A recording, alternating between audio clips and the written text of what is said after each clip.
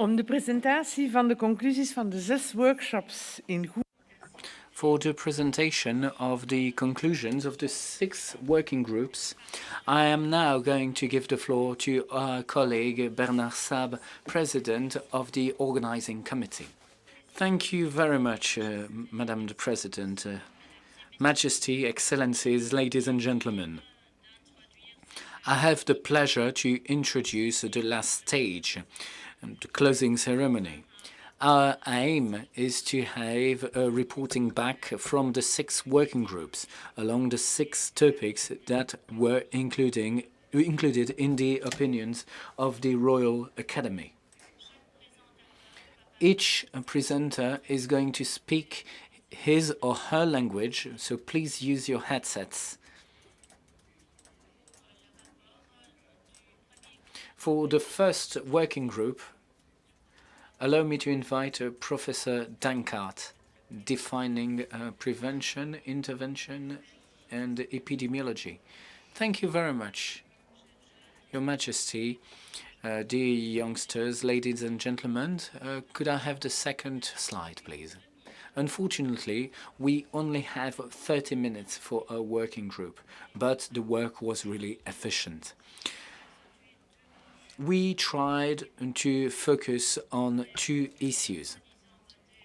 First of all, the so-called biopsychosocial model that should be known by everyone is not actually known by everyone.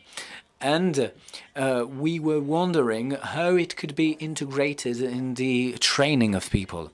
We realized that more often than not we work in silos, and that most care providers do not have a look at on those points. Third point, should we have a universal prevention for mental health, and how to reach it, how to get there? Indeed, we see there is a huge increase in mental disorders within youngsters. Also, we see that risk factors are on the increase. And we live in a society that is not really good for our health. To the contrary. Next slide, please.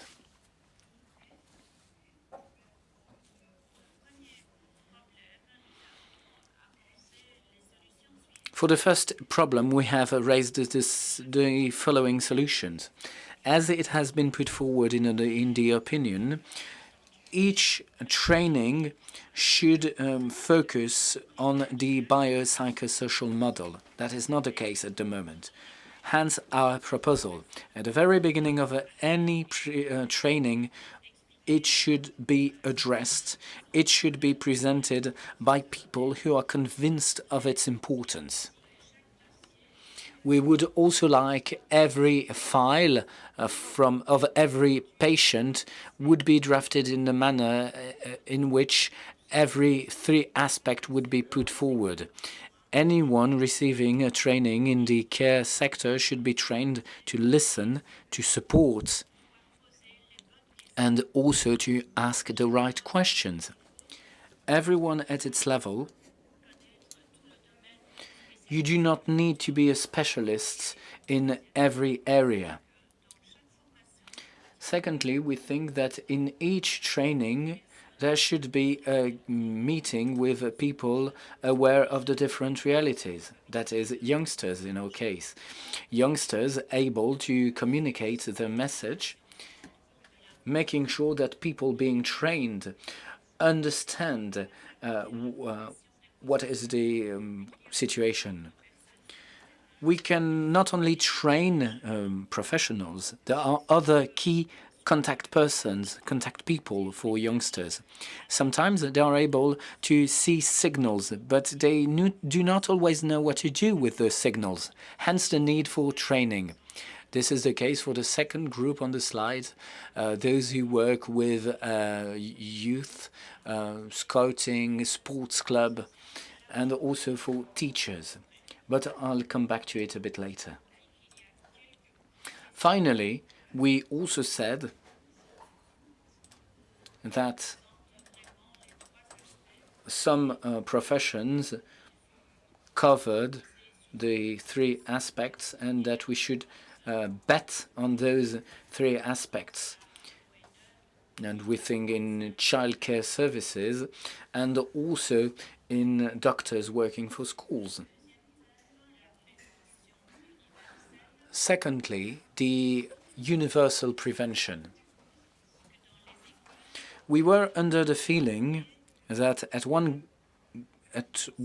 given moment in schools, we thought that it was obvious to give some classes to youngsters, but our society is evolving.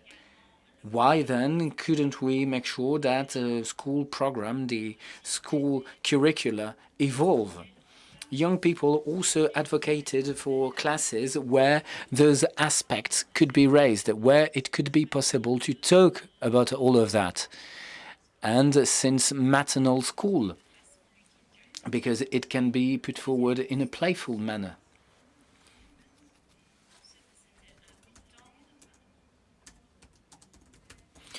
We thought also it was important to act in a decided manner, not to leave everything to chance, to promote dialogue and to make sure that in youngsters' education, time is devoted to that topic, to allow them to talk about it, or at least ask the question, is there a problem? What can we do?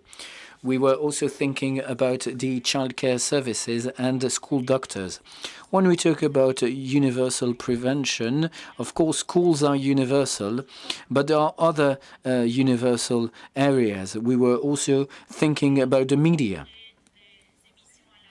We were wondering whether it could not be timely to show more relevant programs on TV. Young people also told us that those programs were interesting for them. And it was not in a working group, but a psychology professor was telling me why not having a daily program on the importance of mental health.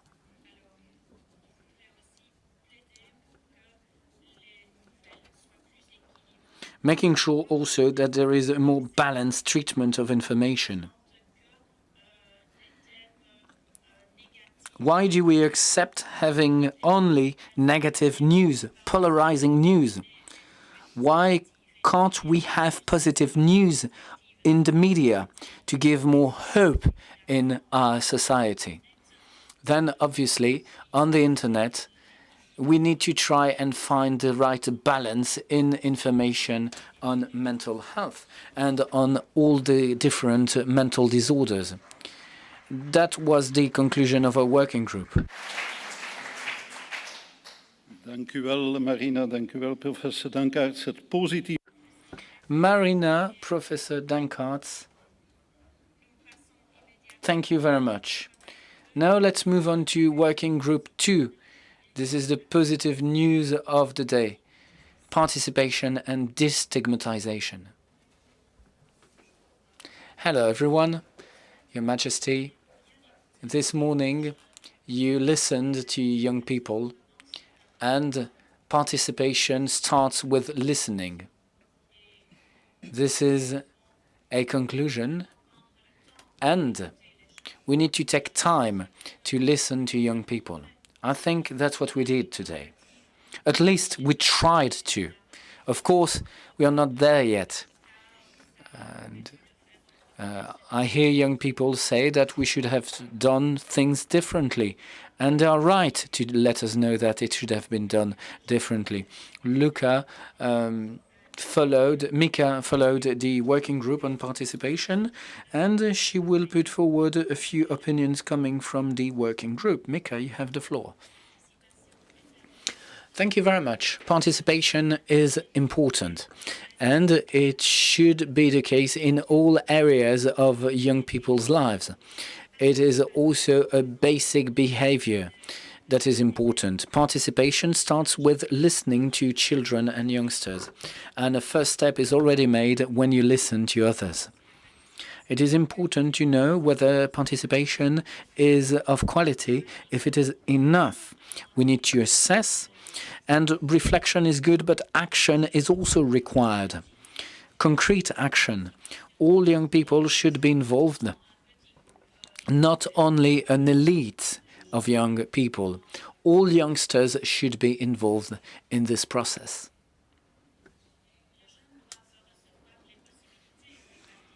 Young people should have the opportunity to take part. For example, they could have a day off, so to say, so that they could attend a workshop on involvement and participation. Then there is also the financial side of all that.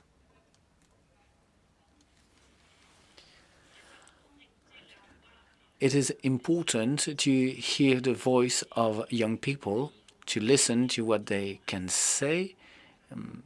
It will require time from them. Maybe they will have cost for that, so they should be compensated. Research needs to be done on participation, and we could talk about it at length for a few days. Maybe we could have a symposium on young people's participation. It could be an added value. Who knows? On a très bien entendu la question. We heard you really well. A symposium on the youth participation. Workshop 3, registration of data by Professor Dan.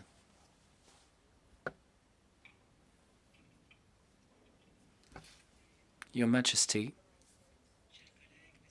dear colleagues, ladies and gentlemen, dear young people,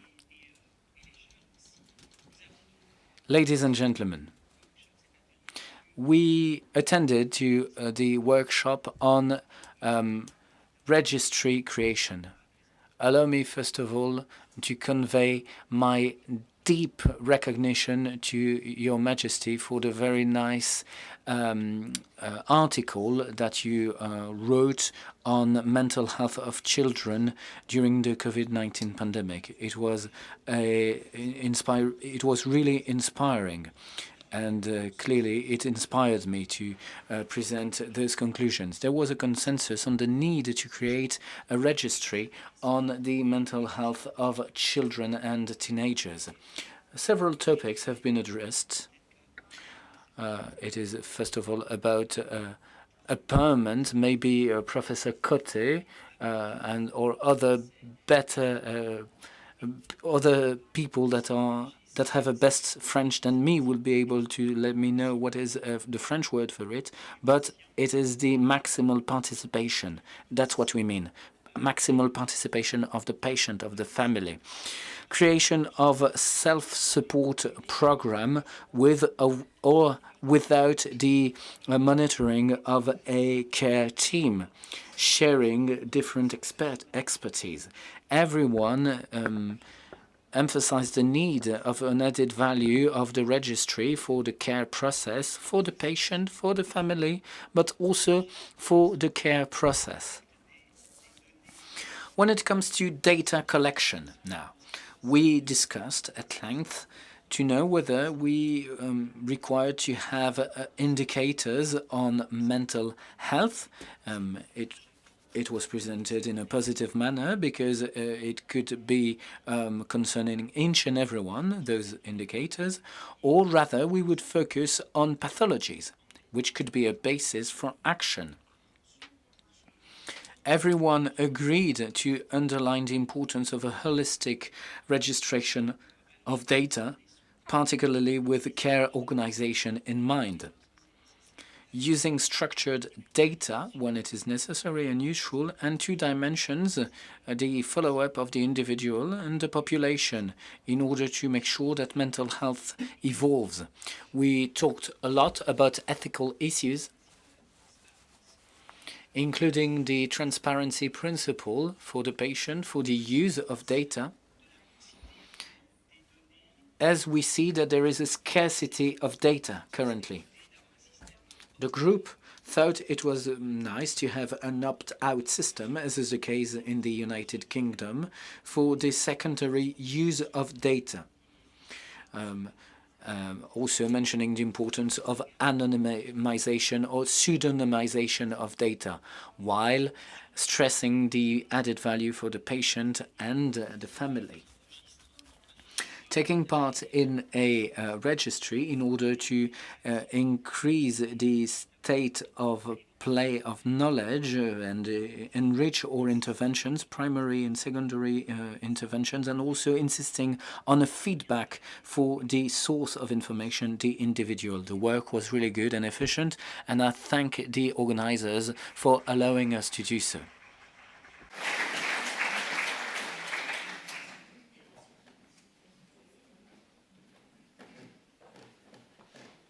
Merci bien, Professor Dan.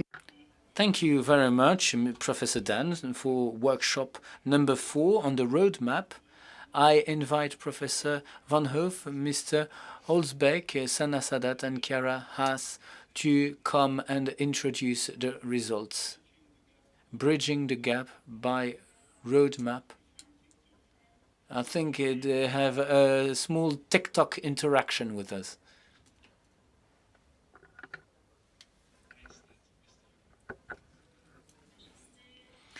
Majesty, dear young people, ladies and gentlemen. We were focusing on the roadmap app, and we are convinced that we can use digital technology, the one we all have in our pockets actually, to make progress. We tried to find answers, and I had the sheer pleasure and honor to be able to collaborate with young people. It was inspiring, and I now give the floor to Sana and Chiara. Hello, everyone. We are going to introduce the conclusions of our workshop. We will base our efforts on what is already existing. We are using the digital technology that we already know and that is already available. Well-known structures, well-known apps that are going to be integrated. We need to get rid of thresholds. What are thresholds? Awareness. It's okay not to be okay. It's important to talk about it. It must be done in a cool fashion. We need to use young people's language. It must be understandable for young people. The media used by young people, social media, all of that needs to be integrated in the app. Accessibility as well. Low threshold. We need also to have gathering places. Sometimes it's difficult to find young people, but we can no longer hide behind anything. It could also be online because it helps anonymity, and young people or children who are not ready to talk about it could find a place to talk about it online. Using the language of young people is important. In Belgium, we not only speak English, French, Dutch, or German. There are different cultures, and it is important to take that into account for this app. Anonymity is also important, as well as safety. Young people should feel safe to talk about that and to mention the problems they are having. A big problem is a long waiting time. When young people need assistance, they need it now. They cannot wait. Putting them on a waiting list is not a solution. Within our working group, we created a wish list. And a first topic could be what can be done by the young person herself. What can I do to improve my situation? And also maybe discussing with someone, maybe through a very short question list.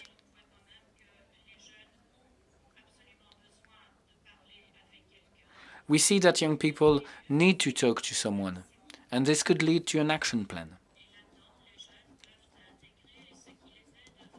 And young people could integrate what's really helpful for them. And this already exists in an app for the suicide line, where you can talk about your problems. And we would like to launch an appeal. And we would like to elaborate on this idea, but alone we can't do it. Therefore, we were wondering whether there is someone in the audience, or if you know someone who are ready to help us. Please help us. You are an added value. You can always talk to Professor Sab if you want to collaborate.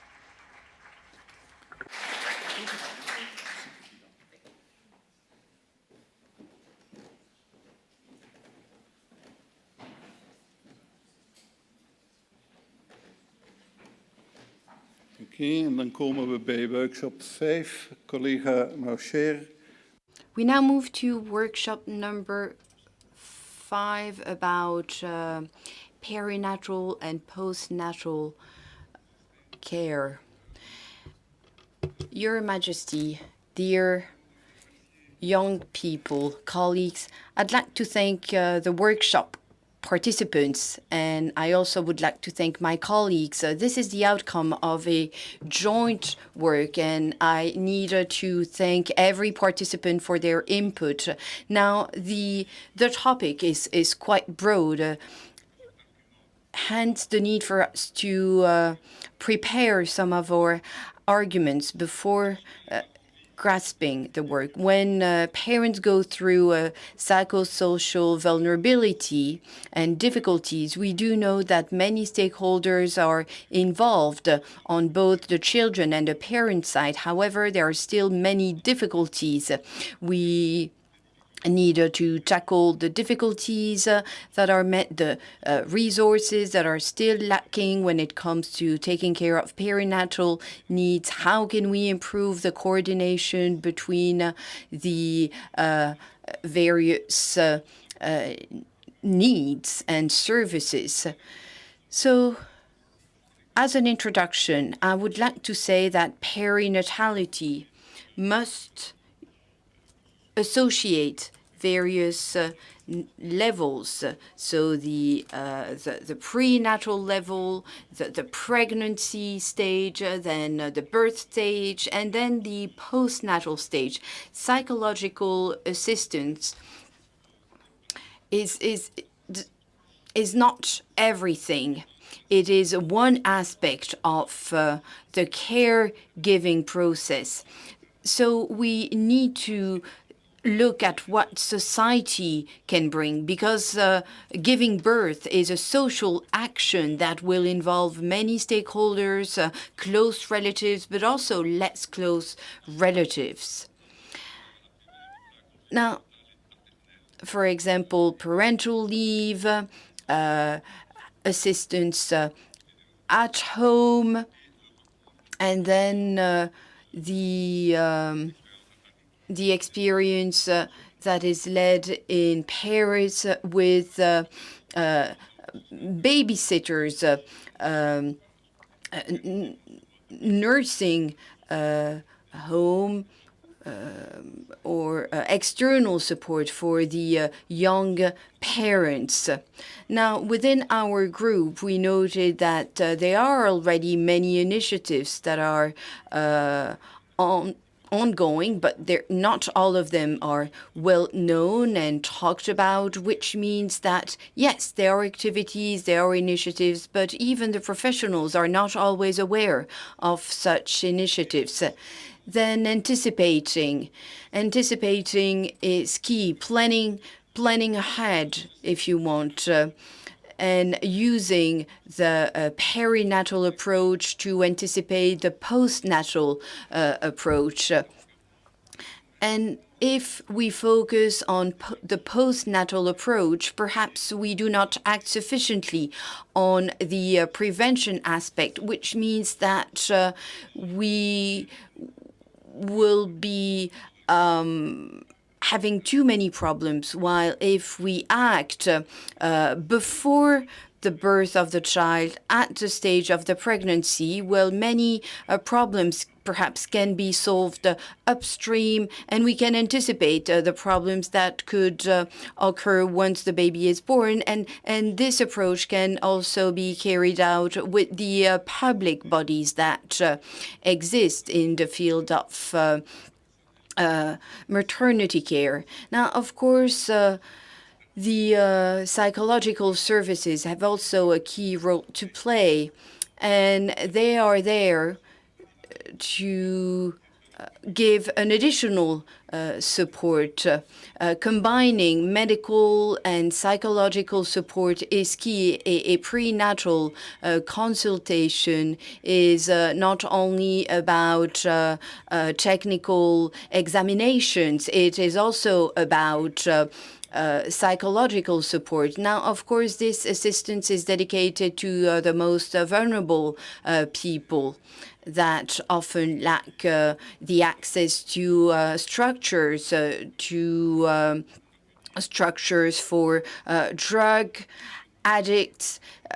These are families that you need to give a close follow-up to. And you also need to use the right means, though we know that there are not enough means, not enough funding. So, of course, finding the funding, the right funding is important, but then you need to spend the money properly. So this is another issue that we tackled within our group. I would say that the key words are networking and inclusion. These were the key words that we agreed on within the group. So combining the dialogue with the adults and with the children, making sure that there is a dialogue between adults and children, which is not always easy to have. Now, of course, having a structure where various stakeholders, adults and children, can speak to one another, can use the structure to improve the cooperation is key. Now, of course, we need to think and we need to heal. So we need to think through before we determine the type of dialogue. And during the dialogue, we need to heal people. Now, of course, we said that in some countries, parental leave was quite long, and perhaps if the parental leave is extended, then we could have less daycare centers, less day nurseries. However, there are some moms who do not want to stop working for an extended period of time. So I think that the offer of a daycare center has to meet the needs and of the parents. Now, we talk a lot about structures. Let's not forget that beyond these structures, there are people, there are parents, moms, dads, babies. So the approach needs to be fit to the individual person. Thank you. Il faudra une petite réflexion philosophique sur penser et penser. Yes, so thinking and healing, but the word is the same in French, so you can have a pun in French, but not in English. And I will now give the floor to the last two professors who will present the outcomes of their work within their group. Your Majesty, ladies and gentlemen, we would now like to present the findings of our working group. There is at the national level a working group working on transition, and there is indeed a transition chair funded by the King Baudouin Foundation. So we work on and brainstormed on additional ideas. Thank you very much. Now, first of all, I'd like to thank Our Majesty for organizing this symposium. I'm also very grateful to all the adolescents and teenagers who've interacted with our policymakers and with our Queen. I think that the videos, the movies that you've made and where you were shown were very interesting. This is the WHO pyramid. Now, this is a well-known graph that you're all familiar with, but within our working group, we decided to add one item that was missing, the block which is transversal, which is called participation of adolescents, and the inclusion of their context within the dialogue, as well as the inclusion of their parents. We thought that it was important to add this dimension to the diagram. And we think that it is important to build a permanent type of care and dialogue with healthcare professionals and caregivers. So this is the last page of my very own presentation. Now, we have heard the call of young people asking for new opportunities to know what are the right care services that they can call on. There are indeed hotlines that already exist, but they do not match the needs of young people. It is easier for young people to use the internet than to use older devices. So chats can be also easy and user-friendly. Now, there are also other tools that are available online. We do have the feeling that young people with some experience could fulfill a key role in the healthcare sector.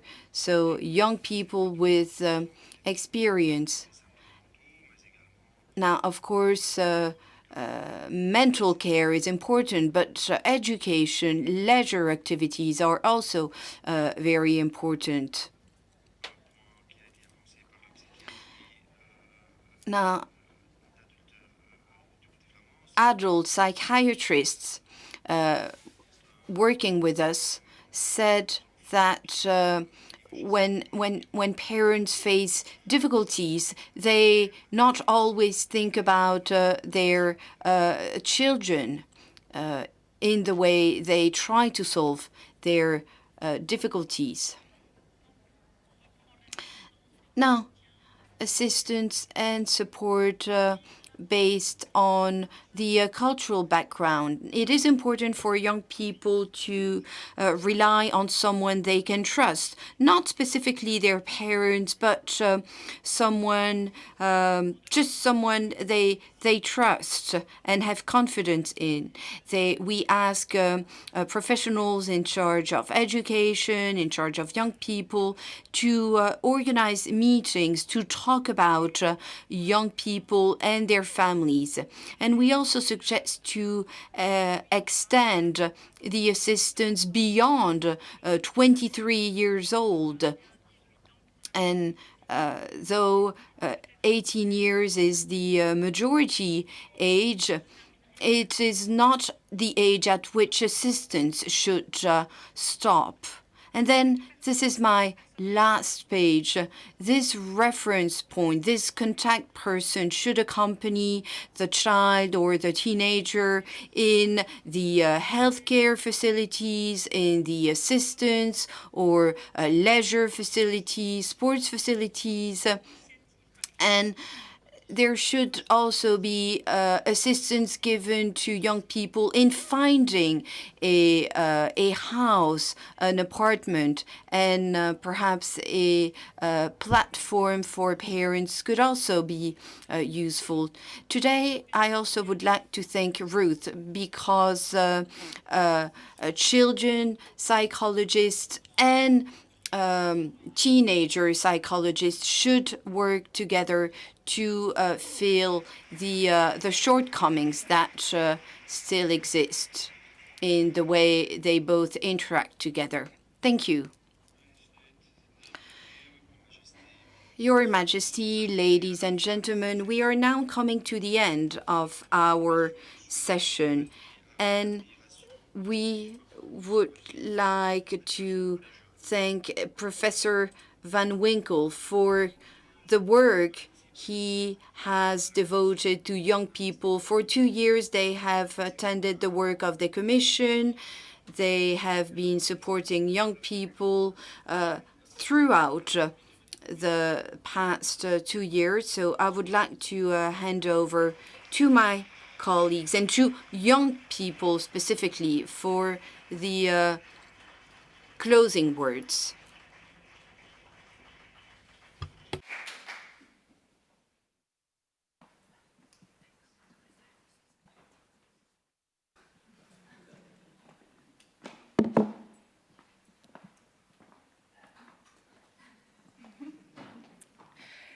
Dag iedereen, ik vond het vandaag een... Once again, hello. This was a long day. I had to get up very early, and but I'm very happy. I'm very happy, and I am grateful to Our Majesty for attending our session. We learned today that we are being listened to, that we are being looked at, that you communicate with us and you not limit yourself to talking about us. I hope there will be many more days as this one. The ministers have left, but perhaps the members of their department are still attending this session. So please, may I ask you to include us in the debate, in the talk, and to avoid just speaking about us. It is not always easy for someone vulnerable as we are to look at this dialogue from outside. I would like to thank Elke, I'd like to thank Professor Saab, and I would like to thank all the other organizers of this symposium. As far as I am concerned, I also would like to thank, first of all, Our Majesty for giving us the floor. Karine, Sarah, Yvonne, thank you very much for the participation workshop, and thank you for inviting me at that workshop. I learned and I heard that my words are relevant, that my voice is being listened to, and I'm sure that this day will lead to many more. For many days, for many years, I struggled to have my voice heard. I'm very happy that today it has been the case, and thank you for making this symposium a success.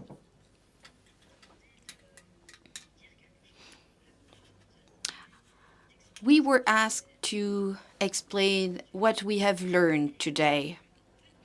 And I was lucky enough to learn that many things were being done. Many structures already existed, but unfortunately, many of them will have to close because they are not sufficiently funded.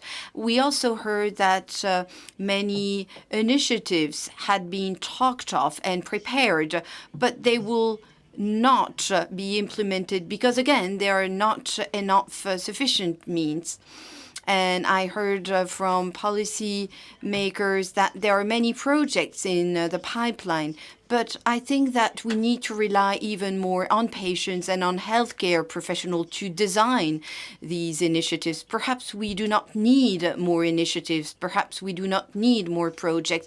We need more financial means. We need to listen to the patients, and we need to listen to caregivers. We need to enhance the visibility of initiatives that exist. We need to structure the dialogue between policymakers and project leaders. So please rely on us and give us the means to show that we are reliable partners. Thank you.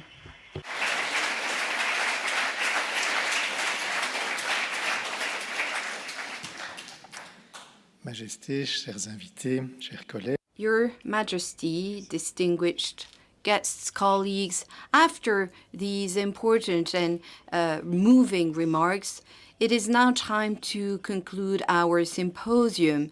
After 2 years of work for which we thank Our Majesty, for which we thank the young people. But this symposium is by no means an end. It is only the beginning. And today we are going to put into practice what we have talked about today. We will further develop what has been highlighted throughout the day. And hopefully this work will require another conference about the mental health of children and adolescents, and hopefully policymakers and caregivers will be working together to put into practice all the good ideas that were brainstormed today. Now, just one practicality. After we close the session, Your Majesty will exit the room first, and I will ask you to wait until you are invited to leave the room before doing so. If you allow me, Majesty, I will now close the session.